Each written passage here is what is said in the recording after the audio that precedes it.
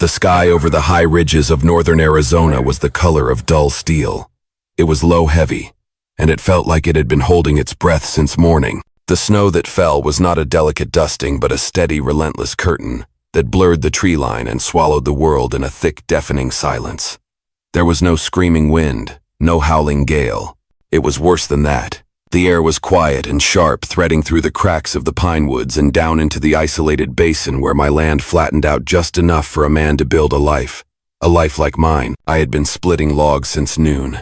My gloves were stiff with cold, and a constant tight ache gnawed at my shoulders, the kind of cold that seeped through even the thick wool of my coat. I'm Elijah, 35 years old, broad-chested, worn down by the war and a life I never talked about. I lived here because it was far from other people. That was the whole point. The cabin was mine and no one else's. It was a weather-beaten structure with warped shutters and snow pressed thick against its base. A year ago, I'd boarded over the second window after it cracked in a storm. 2 years before that, I'd buried my last dog beneath the sycamore near the barn. There were no visitors. There were no neighbors, just trees, ice, and my quiet, predictable routines. I'd lived this way since my wife Mary died. That was almost 8 years back. Our boy hadn't made it to his second winter. After that, I stopped going to town more than once every season. I found that people's pity felt like a hand reaching into a wound, and I had no interest in letting anyone get that close. No one came out this far unless they were lost, desperate, or planning something ugly. So when I heard it, that soft, irregular crunch in the snow, faint but real, every nerve in my body went taut. My first instinct was caution. I straightened the axe still in my hand, my eyes narrowed on the woods beyond the fence. At first, I thought it was an elk driven low by the storm. Then my mind went to a prospector or a rider from Holbrook, but the sound was too slow, too uneven. I didn't move, just listened, my back rigid, my boots half buried in a drift. Then I saw her, a woman. She was thin, barefoot, and her buckskin dress was torn, flapping at the hem like a broken wing. Her legs sank through the deep snow with every staggered step she took toward the porch. One step, then another, her arms clutched tight to her chest. Her hair was long and black, braided in one thick cord down her back. Her skin was a deep, rich brown, and her face was wind-whipped and tight, with a desperation I had seen before in the eyes of soldiers in the final moments of battle. She wasn't a settler, an Apache. My gut tensed immediately, not from hatred, but from a cold, pragmatic fear. I wasn't that kind of man, but I knew what I knew, and I knew what I'd seen. Apache women didn't wander alone in white territory in the middle of a blizzard, barefoot and near collapse, unless something had gone terribly, catastrophically wrong. I stepped toward her slowly, my mind already tracking possibilities. She could be bait. There could be others in the woods waiting for me to lower my guard. But as she came closer, stumbling now, her legs barely lifting through the snow, that thought began to fade. Her face was all wrong for a trap. It was raw, exhausted, and the terror in her eyes was not for me, but for her own survival. She dropped to her knees in the snow, not 10 yards from my steps, her hands plunging into the drift, her body swaying like she was about to pass out right there. I watched her for another second, every instinct in me yelling for distance, warning me against stepping in. I didn't know her. I didn't owe her. I lived quiet, and that quiet had kept me alive. But then she looked up. "Please," she said. Her voice was dry and tight, barely audible, her lips cracked and bleeding. "Let me in." My jaw tightened. I didn't move. The cold in my chest warred with the cold in the air. "I can reward you," she added, her voice lower, this time her teeth chattering so hard I could hear it. "Please." She had nothing. No pack, no boots, no visible weapon, no frostbite yet, but it was coming. Her fingers were stiff and red. Her toes were sunk deep in snow that must have burned like fire by now. I thought about walking back inside and bolting the door. I thought about staying quiet and letting the storm do what it was already doing. Let the mountain finish her. She'd be gone by morning and no one would know. No risk, no complication, just the same quiet I always kept. But I didn't move away. Instead, I stepped forward. I crouched beside her, slowly testing her reactions. She didn't flinch. She was past fear. Her face twisted slightly, not in panic, but in shame. She wasn't pleading now. She looked like she was waiting for judgment. "Can you walk?" I asked, my voice even but low. She didn't answer. Her eyes fluttered closed for a second. Then she shook her head, barely a single agonizing motion. I looked around once, into the trees, to the ridge, into the nothingness of the cold white wilderness. I made my decision. I hooked one arm under her knees, the other behind her back, and lifted her. She was lighter than she should have been. Her body tensed against my chest, but she didn't fight me. She didn't speak again. I carried her to the porch, kicked the door open with my boot, and stepped inside. The warmth hit us immediately, a physical force that made me suck in a deep breath. The fire was steady, built strong before noon. A pot of beans simmered on the stove. The room was sparse, just shelves, a cot, a table, and the fire. It smelled like smoke and dust and pine. I set her down gently on the wool rug beside the hearth and went to grab the thickest blanket from my cot. She leaned against the stone of the fireplace, her head tilted back, breathing in shallow, exhausted gasps. Her eyes blinked open, trying to take in the room. She looked at the table, at the rifle on the wall, then at me again. Suspicion flickered in her eyes, but it was weak, dulled by exhaustion and a cold that had burrowed deep into her bones. I knelt beside her and began wrapping the blanket around her legs. "Keep your feet off the floor," I said. "You'll lose them if they stay that cold." Still, she said nothing. I checked her hands. Her fingertips were chapped, the skin tight and red, but not black. Not yet. I poured hot water from the kettle into a tin mug, added a pinch of salt and a dash of the honey I'd saved from last spring, and handed it to her. "Drink it slow," I said. "If you throw it up, I'm not cleaning it." She took the cup with both hands. They shook as she tried to lift it, but she managed. I sat back on my heels and watched her drink. Her throat moved with each swallow, slow and careful. Her eyes stayed on me, watching, waiting, but she didn't speak again. I didn't ask her name, didn't offer mine. It was enough that she was here, that I hadn't left her out there to freeze. I didn't know what tomorrow would bring. I didn't know who she was or what she wanted, but I did know this: no one deserved to die like that, alone in the snow. I'd seen enough of that during the war. Too many. I didn't want company. I didn't want conversation. But I also didn't walk away from people who couldn't stand on their own. Not anymore. The snow kept falling through the night. It coated the shutters in a thick silence and buried the fences until only the tops of the posts showed through the drifts. The wind pushed against the cabin walls, trying to get in, but the logs held firm.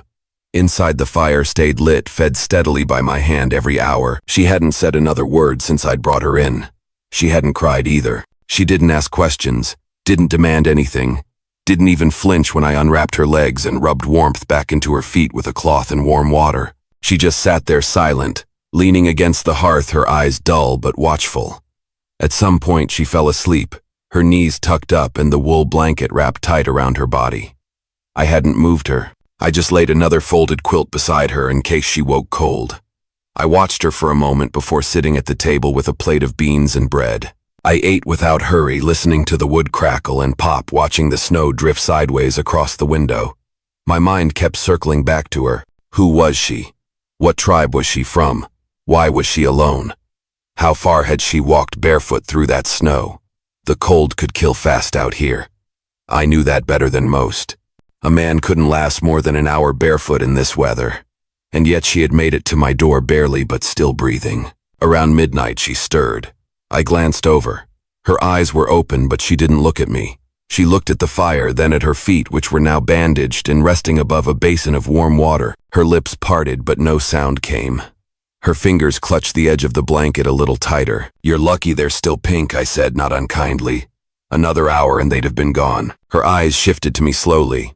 This time she spoke, her voice low and raspy. "I walked 2 days." I frowned. "No boots." She shook her head. "Taken. When they cast me out." I didn't say anything for a moment. I didn't want to press, but I needed to understand. "Who cast you out?" "My people." That hung in the room for a long time. I could have asked why, but the way she said it, the weight of it, made it clear. She wasn't speaking for sympathy, just the truth. I nodded once. "You hungry?" She hesitated, then gave the smallest, most defeated nod I had ever seen. I stood, ladled some beans into a bowl, tore off a thick chunk of bread and set it in front of her with a spoon. She took the bowl slowly, her hands still shaking.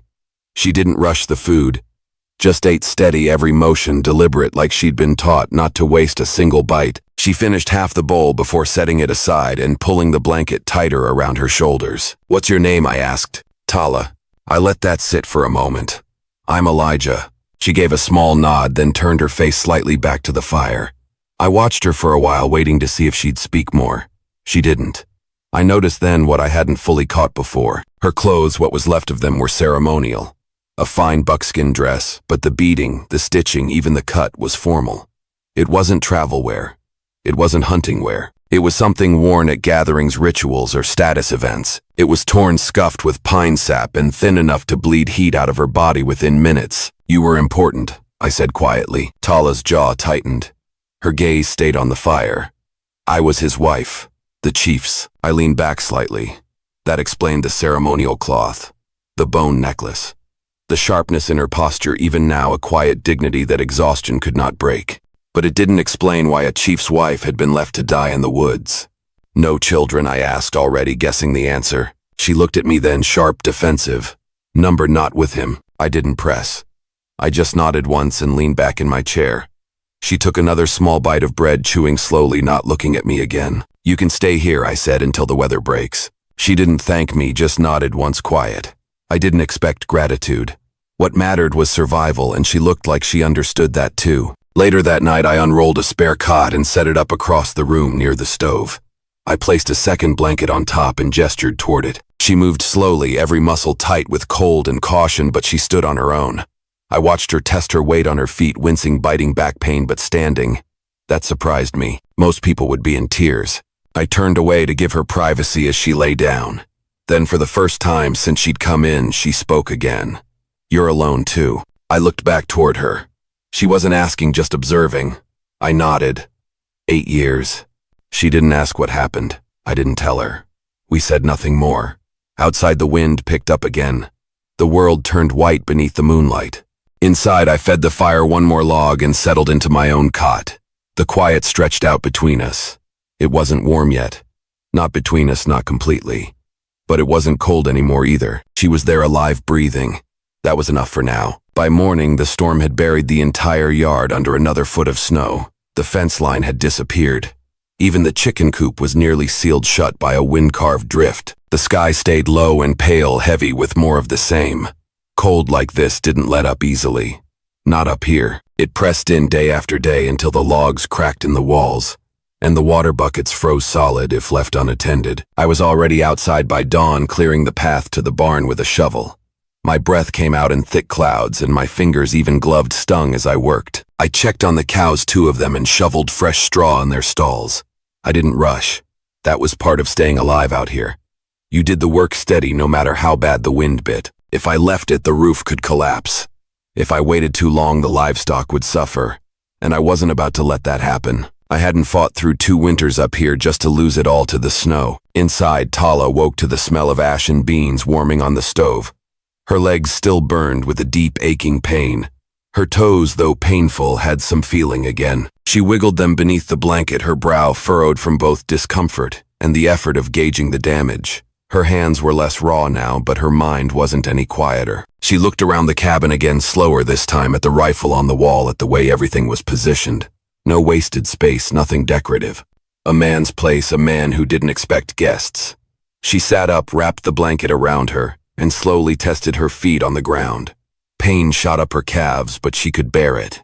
She limped to the stove, holding onto the table for balance. That's where I found her when I stepped back, and her back to me, one hand braced on the edge of the stove as she tried to ladle food from the pot. "You should have waited," I said flatly, stepping inside and kicking the door closed behind me. She didn't turn. I'm not helpless. I didn't argue with that. I took off my gloves, unwrapped my scarf, and moved toward the basin to wash up. "That doesn't mean you're not injured." She finally looked over her shoulder, her face guarded, but calm. "I can do small things." I gave a brief nod. "All right, just don't fall over." I dried my hands and came over to adjust the flame. She moved aside, allowing me to finish ladling 2 bowls. I handed her one without ceremony. We ate at the table again, this time together, still quiet, but it wasn't the same silence as before. It wasn't tight with uncertainty. It was practical. Midway through the meal, I asked what had been on my mind all morning. "Where were you trying to go?" Tala chewed slowly before answering. "I wasn't." I frowned slightly. "So what then?" "I just walked." I didn't understand. Into the snow with no food or boots. She looked at me steadily, her dark eyes holding a kind of resigned power. I wasn't supposed to live. The room went still. My hand tightened around the tin cup. I didn't ask the next question. I didn't need to. She'd answered enough. "You were cast out to die." Tala nodded. It's what's done. I stared at the table. That kind of thinking didn't sit right with me. I'd seen war. I'd seen cruelty. But this turning your back on someone because they couldn't bear children, leaving them in winter to starve, it worked against everything I believed life should be. You don't strike me as someone who gives up, I said finally. Tala's face twitched barely, but her voice stayed even. I didn't want to die, but I accepted it. I didn't know what to say to that. There wasn't a right answer. I stood up, cleared the bowls, and set them in the wash basin. You can stay here, I said again. Firmer this time. Long as you need. I got room. Tala looked at me. Really looked. I didn't flinch. I didn't offer her anything I couldn't keep. That afternoon, she asked for a knife. What for? I asked, a question that was part caution, part curiosity. My hair, she said, pointing to the frayed ends of her braid. It's tangled and dirty.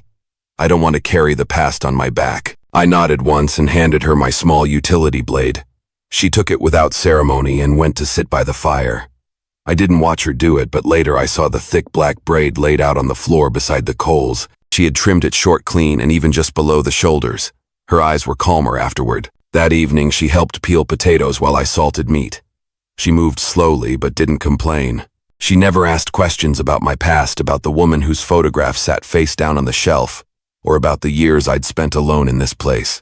And I didn't ask her about the chief or how long she'd been his wife or how many times she'd tried to give him a child. But I noticed something else. Her hands weren't clumsy. They moved with skill practiced from years of work. This wasn't someone who'd lived a soft life. She'd skinned animals, built fires, cleaned hides. She'd known labor.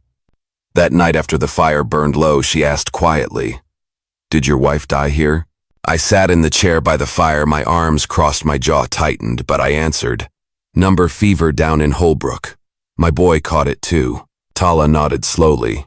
"And you stayed here after?" I met her eyes. There wasn't anything left down there worth staying for. The silence stretched again, but this one wasn't awkward. It felt understood. "You're not like most white men," she said finally.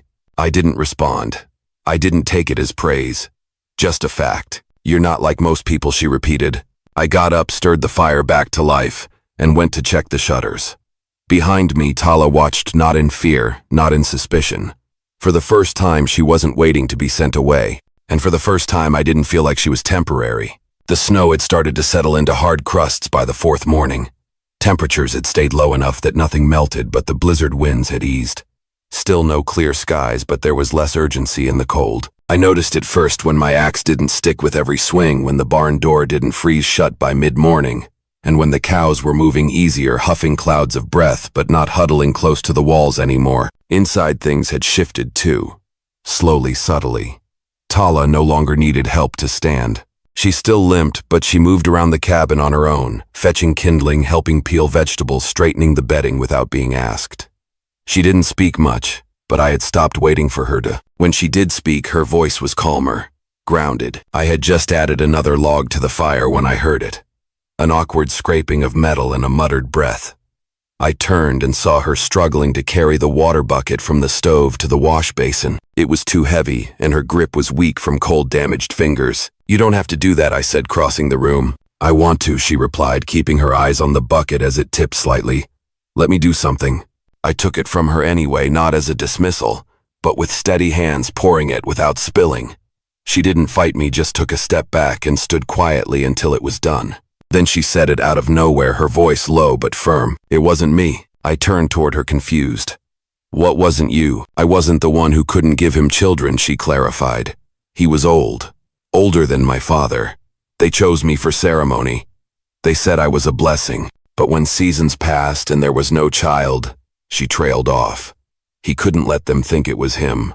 I sat down across from her at the table. "So he blamed you?" Tala nodded once. "And they believed him. Did you know for sure?" I asked carefully. "About him. I knew," she said. "There was a boy before. Years ago when I was 15. He was close to my age. We didn't stay together long. It was secret. I lost that baby early. No one knew." Her voice didn't crack. It wasn't a confession. It was fact. She wasn't ashamed of it. Not anymore. She said it to set the record straight for herself for whatever came next. I didn't judge her. I'd seen worse done by better men. Tala looked down at her hands. "When the bleeding returned 2 moons ago, I knew I was still able. But it didn't matter anymore. I'd already been cast out. I nodded slowly. That explained the timing. Why she looked barely alive when she arrived. She'd been left with no time to prepare, just turned out a body with no purpose in their eyes. No one checking if she had food or boots. I stood and went to the shelf. From a box wrapped in oilskin, I pulled a clean bar of lye soap, a comb, and a spare set of wool socks. Plain gray, worn but thick. I set them on the table near her without a word. She looked at them for a long moment, then met my eyes. Thank you. It was the first time she'd said it. She didn't say it lightly. That afternoon I worked on repairing the coop outside, while Tala stayed inside and washed her hair with melted snow water. I didn't see it, but when I came in later she had braided it.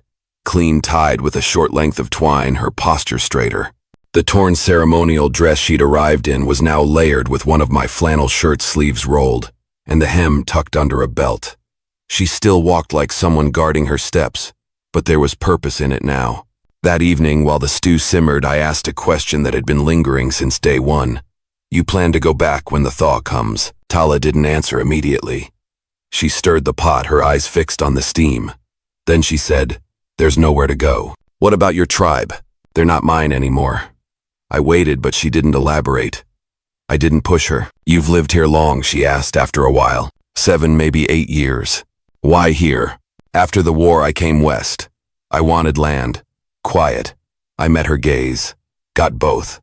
"Your wife," she said, her voice softer than I'd heard it. "Did she like it?" "She never saw it.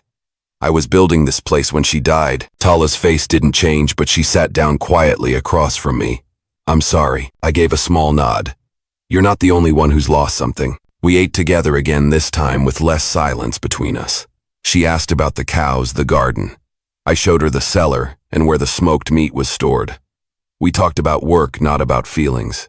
That was the way we both understood things best. Before bed, she stood near the window watching the snowfall lighten into a fine drift. I said, "Spring's still a long ways off, but if you stay through it, I'll help you build something." She turned toward me slowly. "What do you mean?" "A shed or a room off the side of the cabin. So you have your own space. Doesn't have to be temporary." She studied my face. Not surprised, just measuring the weight of it.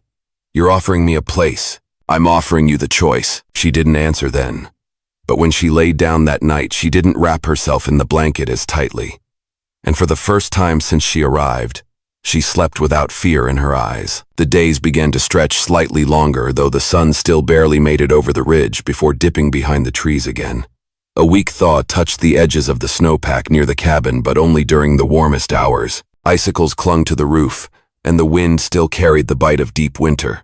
But something had shifted inside, something steady, quiet, and new. Tala had started waking before me. She didn't make noise or take up space, just moved about the cabin with quiet hands, rekindling the stove, checking the water buckets, wiping down the table. Her limp was still there, but lighter. And with each morning she stayed, the air between us settled a little more. I noticed details without trying. How she folded the blankets with a precise, careful motion. How she handled the knife while slicing potatoes, her hands still rough but strong. How she touched everything like it belonged to her, but never once assumed it did. I had never known a woman like that. Not since Mary. Not with that kind of presence. One morning, as we ate side by side, Tala looked up and asked, "Do you still go into town?" I wiped the edge of my mouth with my sleeve and nodded. "Once every few weeks. Sometimes longer depending on the weather." "Is it far?" 15 miles if the trail's clear. 20 if I have to go around the ridge. "People there know you. They know I keep to myself." She didn't ask to go. She didn't ask about the people, but her questions told me she was thinking ahead past survival. Later that day, I brought down a pile of old lumber from the loft above the barn. I started laying it out beside the cabin. Rough boards, some warped from age, others still usable. She stood on the porch, her arms crossed against the cold, watching me. "You meant it," she said after a while. "About building something. I don't say things I don't mean." She stepped down onto the snow-packed ground and moved beside me. "Then let me help." "You sure?" She nodded. I handed her a hammer and began showing her how the framing would be done. Simple, strong, nothing fancy, just enough space for a small room on the side of the cabin. A place she could sleep in if she wanted privacy, or use however she wanted if she stayed. It wasn't a gesture of control, it was one of permanence. As we worked, she asked questions about the wood, the nails, how to keep the boards flush. She learned fast, her hands still rough and unsteady but determined. I saw her grit her teeth when her foot ached, but she never sat down, not once. That evening, back inside, I handed her a tin cup of warm cider and said, "You don't have to prove anything." She looked at me across the flickering light of the fire. "I'm not proving, I'm choosing." I nodded, understanding that more than I could say. That night after dinner, I retrieved a small bundle from a cabinet, Mary's old coat. It had been wrapped in cloth for years, left untouched. It was wool-lined, patched at the shoulders, but still solid. I placed it beside Tala without speaking. She looked at it, then at me. "Whose was it?" "My wife's," I said quietly. "She'd want someone using it. It's just sitting otherwise." Tala didn't refuse. She picked it up gently, her hands smoothing over the cloth like it was fragile. She tried it on. It was large on her, but warm. She nodded once. "Thank you." That was all. No big exchange. No sentimentality. The next morning she wore it when we walked to check the traps I'd set near the tree line. It was the first time she'd left the yard since arriving. She moved slow but sure. The cold was no longer something that consumed her, but something she could endure. As we walked back, I said, "You said there was a child before." Tala looked at the snow beneath her boots. "Yes." "Do you want one again?" She stopped walking. Her face didn't change much, but her shoulders lifted slightly, like she hadn't expected the question, like it stirred something she hadn't let herself think about. "I used to," she said finally. Then I stopped believing I ever could again. I didn't speak. I just waited. Then she said quieter, "But now I wonder if it was never me." I nodded. "Might not have been." Tala kept walking. After a few steps, she added, "If I ever had one, I'd want it to be born in a place like this. Not under ceremony, not for someone's title, just for its own life." I didn't say anything, but my chest felt tight in a way I hadn't known in years. That night, as we finished supper, I did something I hadn't done in nearly a decade. I sat beside her at the table, leaned slightly closer, and said her name, not as a question, not to get her attention, just to say it. "Tala." She looked up calm. I nodded once, slow. Then with no hesitation, she leaned forward and kissed me. It wasn't urgent. It wasn't showy. It was just steady, quiet, real. She pulled back only slightly, looked me in the eye and said, "I'm not leaving." And I, who had spent 8 years expecting everyone to eventually walk away, said softly, "Good." The kiss hadn't changed the weather. Snow still clung to the pines. The wind still whispered through the cracks in the cabin walls. But something inside had shifted, and not just in the silence or the looks we shared. Tala didn't act differently the next morning. She still rose early, still fed the stove, still moved through the small space without assuming anything had changed. But she stood a little closer when we spoke. Her eyes didn't drift away when I looked at her. And when our hands touched by accident at the basin or the table, neither of us pulled back. I noticed every movement, every breath. We were two people who had lost too much to rush anything. But now there was a door open, and both of us had stepped through it. That morning we worked side by side outside again. The extension to the cabin was halfway framed, the ground beneath the snow already packed down for the base. Tala stood on the planks beside me, holding up one end of a board while I hammered it into place. Her cheeks were red with cold and strands of hair stuck to her jaw, but she looked strong, present. My thoughts kept circling the same thing as I worked, her saying, "I'm not leaving." I hadn't asked what that meant in full, whether it meant staying for the season or staying forever. But deep down I already knew.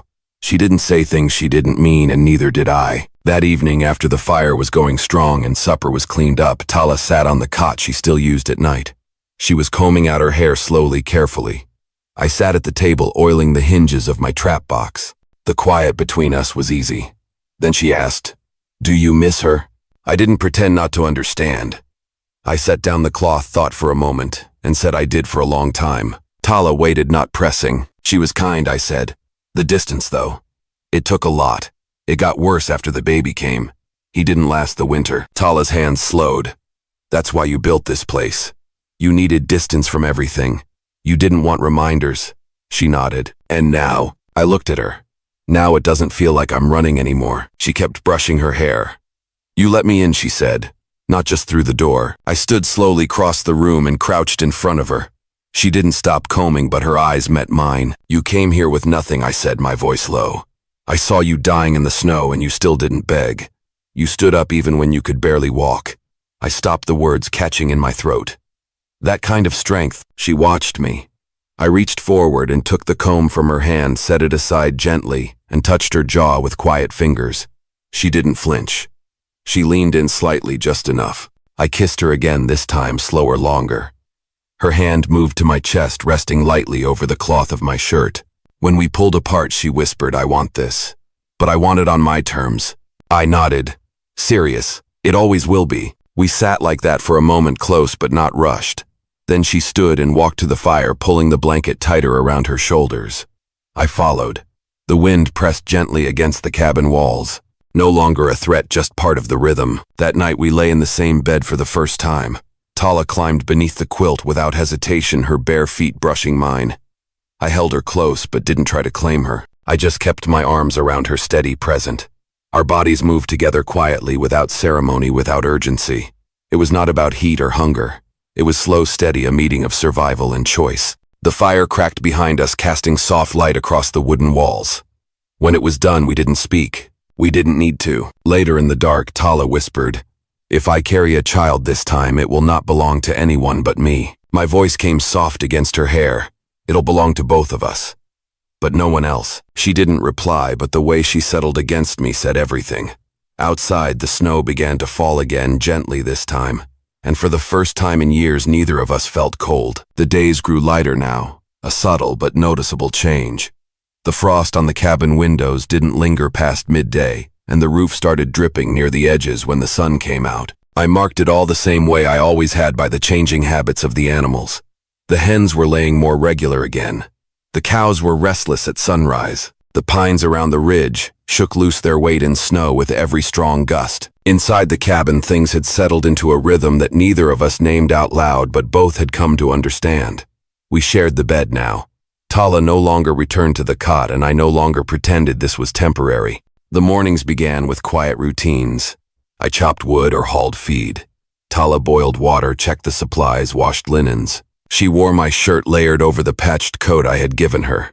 And her hands, though still marked from the cold weeks past, moved without hesitation. One morning as I returned from the barn, I found her sitting at the table, staring at her hands. She wasn't sick. She wasn't in pain, but something in her face had changed. Something quiet and inward. I stepped inside, hung my coat, and asked, "What is it?" She looked up slowly, hesitated, then said, "It's been weeks. I haven't bled." I didn't move for a moment.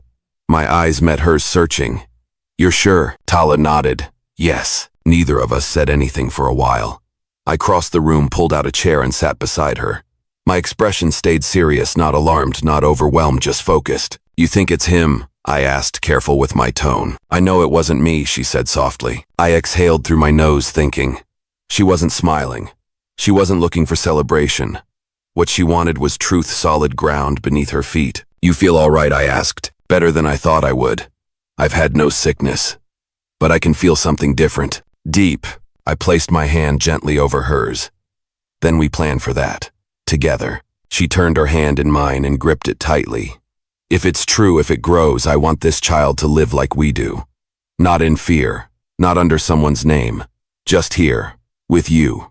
With me." I nodded. "Then that's what we'll do." We didn't rush to make more of it. No sudden talk of names, no ceremony. But the next day I reinforced the windows of the new room we'd been building. I added a second layer of insulation, used the best wood for the joints. I didn't say it was for the baby, but she knew, and she started sewing scraps of fabric together quietly in the evenings, stitching with calm, steady hands. She didn't say what it was for, but I knew. One morning, while we were preparing to check the traps, I asked a question I'd been turning over in my mind for days. "You said before that no one knew about the first child you lost." Tala paused while buttoning her coat. "That's right. Do you want people to know now?" She didn't answer at first. Then she turned to me and said, "Not people, just one. Your mother, I guessed." She nodded. "She's still in the tribe. She didn't fight for me when they turned me out, but she cried. I saw it. She didn't have the power to stop it, but she knew it was wrong." I nodded slowly. "Then when the thaw comes, we'll go down the mountain. Leave word with the trading post. Quietly. Someone will bring it back to her." Tala's eyes filled not with tears, but with something else. Relief. "I just want her to know I lived," she said. "That I didn't die in the snow." I stepped close, touched her cheek. "We'll make sure she knows." Later that week, a coyote got too close to the chicken coop. I shot it from the porch, clean through the shoulder. Tala stood beside me afterward, watching the animal go, still in the drift. Most men would have killed it outright, she said. It wasn't hunting, I replied. It was starving. You've seen too much death to chase more of it. I looked at her. Haven't you? Tala nodded. That's why I'm here. That night we lay side by side, the fire low, the new room still half finished but dry. She whispered, "This child will be born into stillness. Not ceremony, not fire." I tightened my arm around her waist. Born into choice. Tala closed her eyes, finally allowing herself to rest fully. Spring was still far off, but inside something was already growing quiet, unseen, alive. The thaw came slowly, as it always did, this high in the pines. Not with warmth, but with signs. Tree sap glistened along the bark, icicles shortened, and the cabin's roof began to drip steadily at midday. The snow still held deep and stubborn in the shaded places, but the hard edge of winter had dulled. Birds returned in cautious pairs. Squirrels chased each other again across the limbs. Inside, the stillness remained, but now it was filled with movement. Tala's belly had begun to change. Barely, not yet a full swell, but enough for her to feel the pull in her core when she bent the heaviness in her center. She said little about it, but I noticed. The way she paused more often when walking, the way her hand drifted toward her lower stomach without thinking. I didn't point it out. I simply adjusted, took on more of the lifting, stacked extra firewood closer to the door. Made sure her chair by the hearth was always warm. I'd also finished the extra room. The door creaked faintly on new hinges. The floor still smelled of sawdust. It was plain, one cot, a chest, a small table near the window, but it belonged to her. Not just as a space, but as a sign. Tala stood in it one morning alone, her eyes scanning the walls. She didn't say it, but I knew she remembered what it had meant to be denied a space of her own. To be moved through her old tribe's lodge like a vessel valuable, only in ceremony, discarded in failure. This room wasn't big, but it was hers. Built for her, not for what she could provide. And now, even as she carried life again, it felt different. Not demanded, but chosen. I leaned on the doorframe as she stood there. "I can fix a small shelf here," I said, pointing to the far wall. "If you want." She turned. "You built this for me. I won't ask for more." "You don't have to ask," I said. "You live here now." It wasn't a grand statement. Just truth said plainly. That afternoon, we walked down the slope together, tracing the trail toward the distant path that would eventually lead to the Holbrook trading post. I had a bundle of supplies on my shoulder. Dried meat, a pouch of silver coins, a folded note. Tala had written it carefully the night before. Sitting by the fire, her hands steady, even as her eyes occasionally drifted toward the flame. The letter was for her mother. She didn't write much, just that she had lived. That she had not died in the snow, that she was warm now, safe and not alone. She didn't name me. She didn't speak of the child, but she wrote enough for the truth to reach her. We left the letter and bundle in a hollow stump by the fork in the trail, the place where traders often passed through to collect hides or goods. It would be taken. Someone would know who to give it to. And when it was gone, Tala didn't look back. That night I made venison stew. Tala sliced onions, pausing occasionally to press her hand to her ribs when the child shifted beneath her skin. It was a small thing, a flicker but real. After we ate, I pulled a small pouch from the shelf and sat beside her. "This belonged to my mother," I said. "It's not much, just a few keepsakes." She opened it carefully. Inside was a silver ring, plain wide-banded, no jewel, and a tiny wooden carving of a pine tree. "She gave me that before I went to war," I said. "Told me if I made it through I should use it when I found someone who stayed." Tala looked at the ring, her fingers tracing the smooth metal. Then she looked at me. "I've already chosen you," she said. I nodded. "I know. But I want you to know I've chosen you too. And this isn't about what we've lost. It's about what we're building." Tala closed the pouch and held it to her chest. I leaned in, slowly kissed her, quiet and certain. Then she placed my hand on her stomach.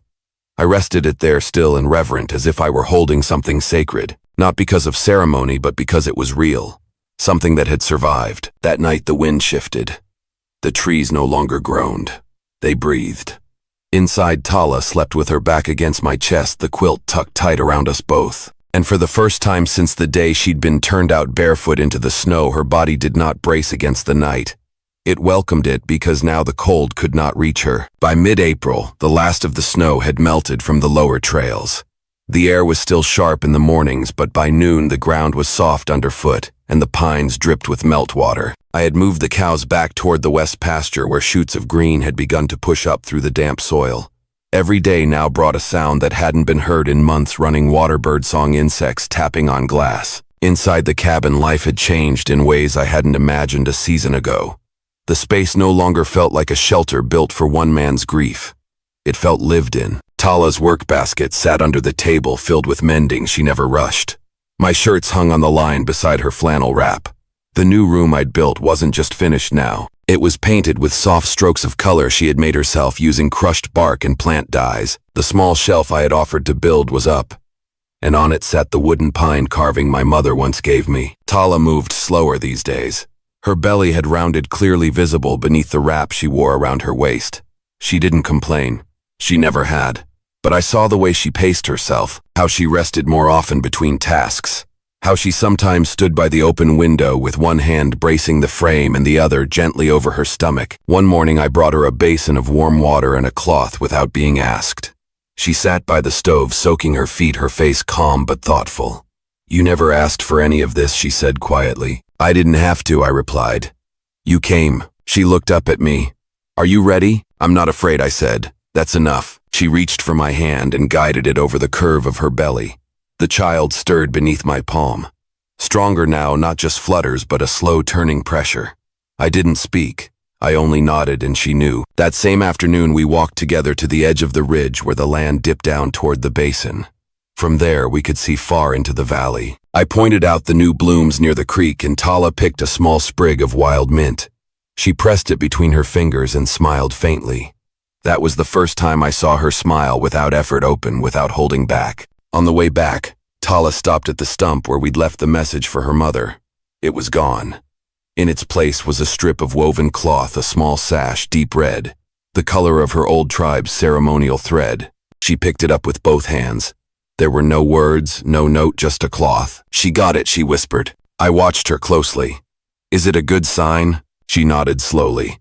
"It means I'm no longer a ghost. I am remembered." We walked home in silence, but it wasn't empty. The air felt full of something old being settled. That evening, Tala prepared a stew with the last of the carrots we'd stored through winter.